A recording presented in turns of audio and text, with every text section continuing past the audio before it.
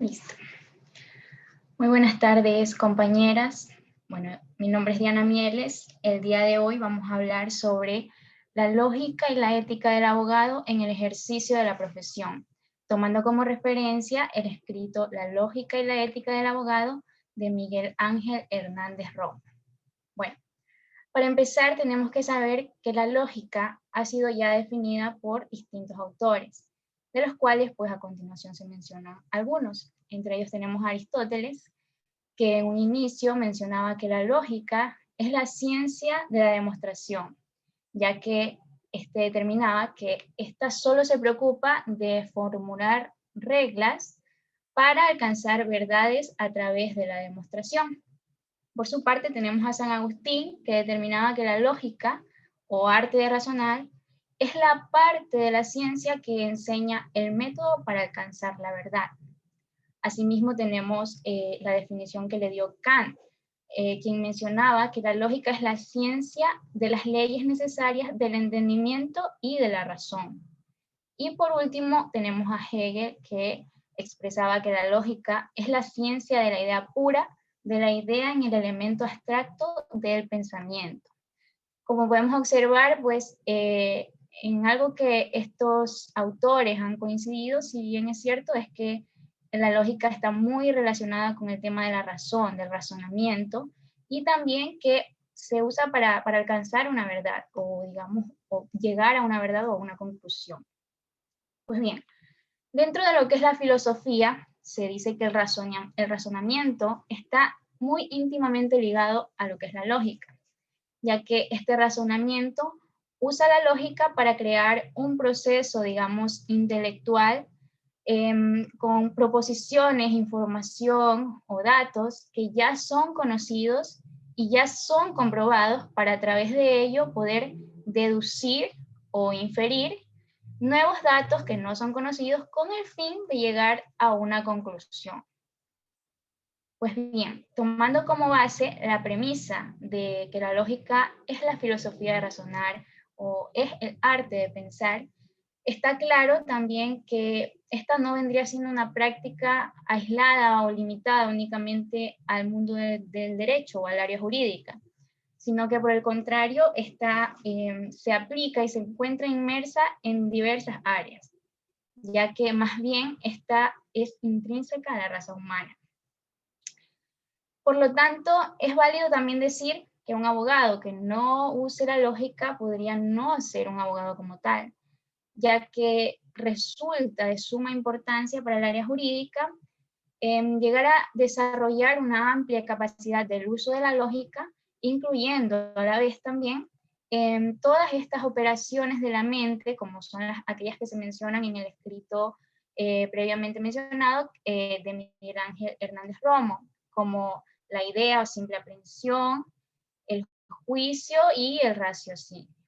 Siguiente diapositiva, por favor. Ahora bien, ¿por qué es importante el uso de la lógica en el abogado? Bueno, resulta de suma importancia, como lo decía, ¿por qué? Porque a partir de la lógica es que logramos dar una adecuada interpretación de la norma jurídica y de las consecuencias de derecho cuando sea el caso, es decir, cuando así se lo requiera.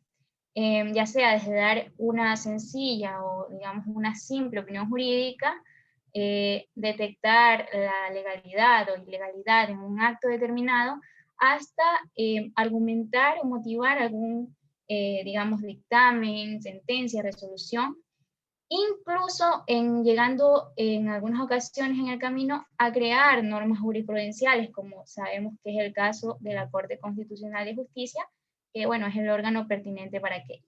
¿Qué quiero decir con esto? Que desde cualquier área en la que se desenvuelva un profesional del derecho, ya sea como abogado de libre ejercicio, como asesor legal, como fiscal, como juez, etcétera, etcétera, se hace sumamente necesario la aplicación de la lógica en todas sus distintas formas y métodos. Pues bien, el uso de la lógica mediante, digamos, la argumentación e interpretación de la norma jurídica desde distintas y diversas perspectivas ha llegado incluso en situaciones a resolver estos conflictos que existen en la norma, ya sea por antinomias, por anomias y lagunas jurídicas. Que para entenderlo un poco mejor, pues tomamos las palabras de Durkheim, quien definía la antinomia como aquellas ocasiones en que falta normas que puedan orientar el comportamiento de los individuos, es decir, cuando existe una ausencia permanente de normas. Mientras que la antinomia, como lo decía Ricardo Agustini,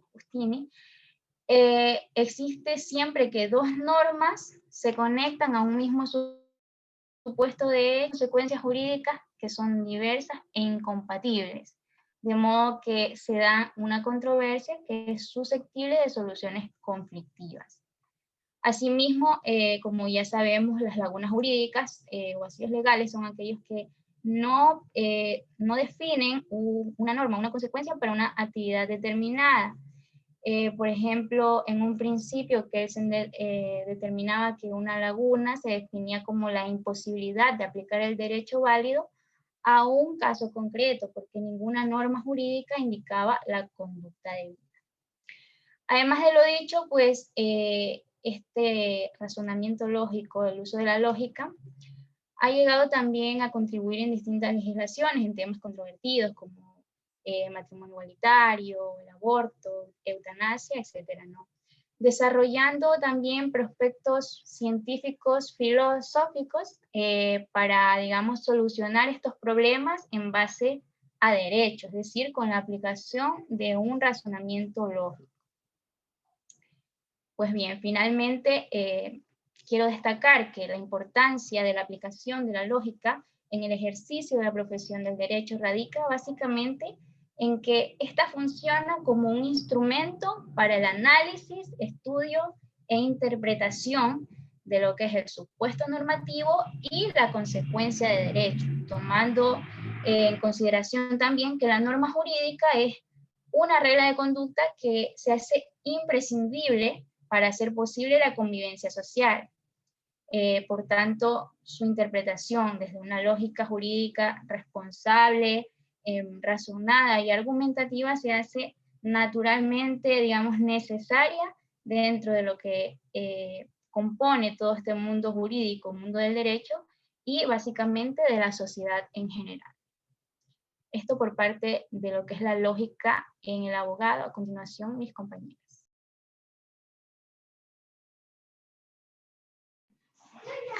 Buenas tardes, chicas. Mi nombre es Lisa Esquivar y a continuación les hablaré sobre la ética del abogado. La ética o filosofía es aquella ciencia filosófica que trata de la rectitud, bondad o malicia, es decir, del actual humano y de los valores. Bueno, a través de este concepto podremos decir que la ética del abogado se ve reflejado en las acciones que éste realice, que estas pueden ser buenas o malas ante con los clientes, jueces, colegas y contrapartes. La ética busca a través de los abogados el no perjudicar a la sociedad con los servicios que éste ofrece, sino más bien que busca producir un bien común para la sociedad.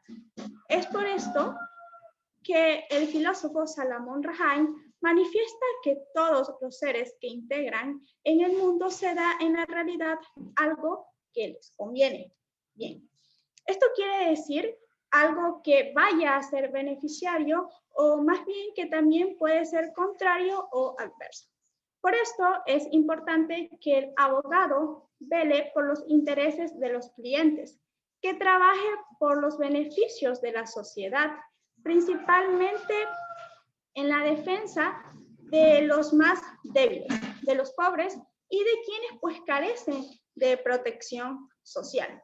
Es por esto que también el filósofo Salomón Rahaim hace énfasis a que el arsénico daña a un sano, pero cura a un enfermo. Bien, ¿qué quiere decir esta frase?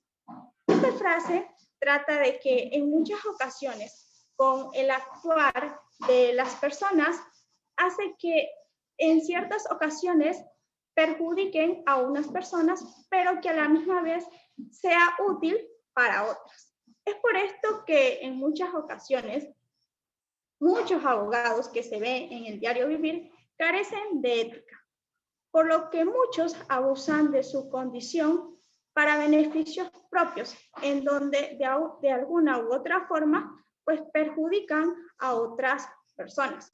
Un ejemplo de esto puede ser que cuando el abogado cobra sus honorarios, este lo realiza de forma exagerada con sus clientes. Es decir, en que en muchas ocasiones este no es el adecuado y aún más cuando se sabe que la persona o su cliente que hace uso de su servicio no cuenta con los recursos necesarios. Siguiente diapositiva, por favor. El profesional del derecho, por naturaleza, debe deducir qué es lo bueno y qué es lo malo, qué es lícito, qué es lo ilícito, qué es legal y qué es lo ilegal. Es por esto que el hombre, como ser racional, es capaz de progresar, ya que es libre e independiente en su obrar. Es por eso que solo al hombre se le pueden dictar leyes para que éste obedezca y que a la misma vez pues se le sancione dependiendo si aplica las leyes o si éste pues las viola. Es por esto que es importante que dentro de la conducta ética en el ámbito jurídico se aplique de forma correcta y que sobre todo sea parte de la corrupción. Por tanto, nos hacemos la interrogante en que existirá algo que le convenga o algo que le sea contrario al abogado. Desde luego, se puede responder que respecto a sus cualidades y también respecto a su naturaleza, habrá cosas pues, que les convengan y cosas que simplemente pues, sean adversas. Es por esto que estas acciones libres también se las denomina como acciones morales, ya que está en sus manos la determinación de sus actos, del dominio que éste pueda realizar, la elección o la opción que tiene en ellos. Es decir, puede estar en un extremo y elegir qué es lo bueno y qué es lo malo. La moralidad es aquella cualidad que tienen las acciones humanas, las que nosotros realizamos y que se ven reflejadas en la libre voluntad. Bueno, es importante que todo profesional del derecho realice todas sus actividades que vayan conforme a lo justo y que estas pues no sean contrarios, es decir, que no vayan a perjudicar o vayan a dañar a las personas, sino más bien que se apeguen a las leyes. A continuación, mi siguiente compañera.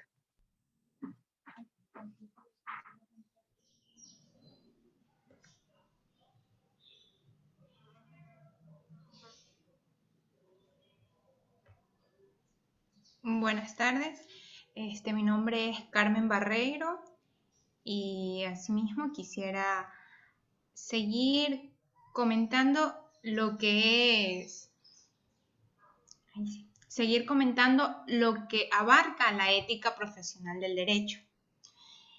Es evidente que la ética del abogado en relación a las páginas leídas y que teníamos que sacar los argumentos necesarios relacionándolas con el profesional del derecho, tenemos que decir que hay múltiples esferas que está relacionado al abogado.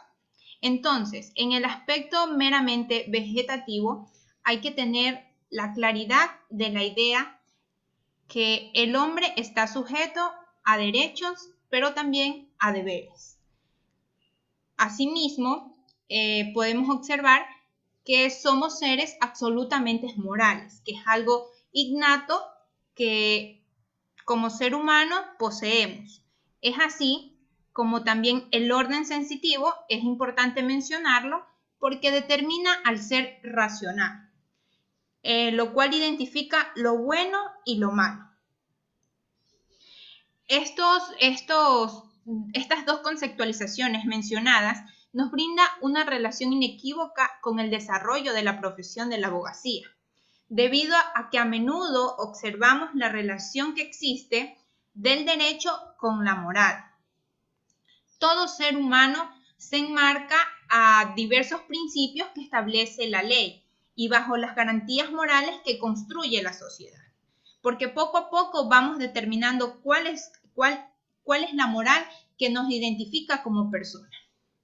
Al referirnos al ser racional, podemos relacionarlo principalmente que esta característica es aquello que nos permite discernir entre lo que es bueno y entre lo que no es.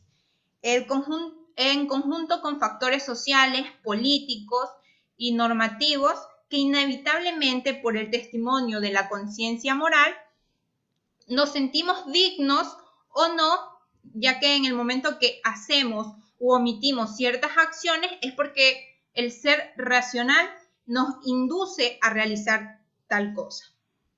Entonces, como profesionales del derecho, es de suma importancia proteger la información propia y proporcionada dentro de la práctica. ¿Por qué menciono este punto? Porque un abogado siempre debe ser ético, ya que es un colaborador de la Administración de Justicia funcional y también debe dar un servicio de calidad. Y principal, que la ética esté como eje principal. Tenemos aquí que Hilda Garrido afirma que el abogado no solo forma parte de la Administración de Justicia, sino que juega un papel fundamental en el desarrollo. Asimismo, el representante de un cliente es el representante de un cliente, un operador del sistema jurídico y un ciudadano que tiene una especial responsabilidad en el mantenimiento de la calidad del sistema de justicia. Tenemos que entender que como abogados representamos a nuestro cliente.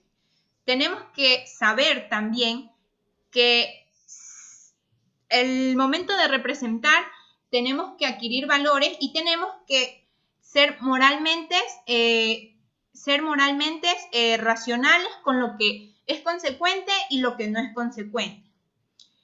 La ética está entendida como el comportamiento o la conducta que tiene el ser humano ante un grupo social, ya que permite hacernos una breve idea, podemos permitirnos hacer una breve idea de que la ética que tiene el abogado como servidor de justicia y colaborador de la Administración de Justicia es muy alta. En consecuencia, la labor del abogado quedaría resumida en un deber de salvaguardar y garantizar con obediencia las normas jurídicas morales, así como la tutela efectiva de todos los ciudadanos, empleando en todo caso los medios éticos legales de los que se dispone. Precisamente por ello, como servidor de justicia y por la función social que representa, se le requiere el compromiso de ostentar un criterio de justicia ecuánime. Aquí mismo podemos decir o mencionar al filósofo jurista Rafael Preciado Hernández, el cual expone que las verdades morales tienen un fundamento real. Están fincadas en el ser, en la naturaleza de las cosas, en el orden ontológico según el cual cada ser tiene un fin propio.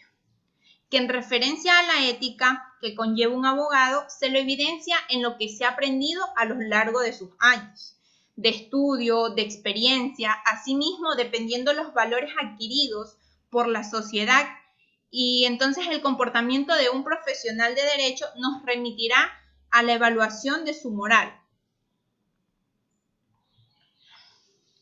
El derecho regula al ser humano en su parte externa, pero no olvidemos que no ignora el aspecto interno. Por esto toma en cuenta diversos factores, como lo son la intención, la buena fe, el error, el dolor, la mala fe y entre otros, que están dentro de la conducta humana. Tenemos un ejemplo que cuando existe un homicidio doloso, este de aquí supone conocimiento y voluntad de matar a la otra persona. Entre otras palabras, el elemento principal en el homicidio doloso es la intención de matar. Entonces, al emitir una dicha sentencia, se va a tomar en cuenta la actitud o la conducta interna que tuvo esta persona, bajo los principios de moralidad, porque tenemos que tomar en cuenta que todo profesional de derecho en el diverso trabajo que se encuentre, va siempre a estar intrínseco con la ética del profesional, y por eso no tenemos que dejar a los lados lo que es el aspecto interno. La lógica y la ética son muy importantes dentro de la profesión del derecho, dentro de la abogacía. Hasta aquí ha culminado mi exposición. Sigue mi compañera Giovanna Barroso. Bueno, ahora a continuación vamos a tener lo que es los principios éticos. La siguiente diapositiva. Bueno, los principios éticos, en estos principios éticos se impone la razón y también se impone lo que es la voluntad del sujeto. En esto de aquí, la razón es lo que descubre y lo que reconoce, mientras que la voluntad es aquello que le apetece y se observa porque este de aquí redunda en el bien del sujeto, que tiene como finalidad y también tiene como objetivo alcanzar una solución. También alcanzar el bien absoluto simplemente porque el hombre está hecho para eso. Ahora vamos a relacionar las diferentes ramas del derecho con lo que es la moral. En primer punto tenemos lo que es en el derecho penal. En el derecho penal la moral es muy patente. Entre ellas, como algunos ejemplos, tenemos el robo, el homicidio, la corrupción de menores, abuso de autoridad, falsificación de diversas especies, bigamia, lesiones y calumnia, también el abuso de confianza.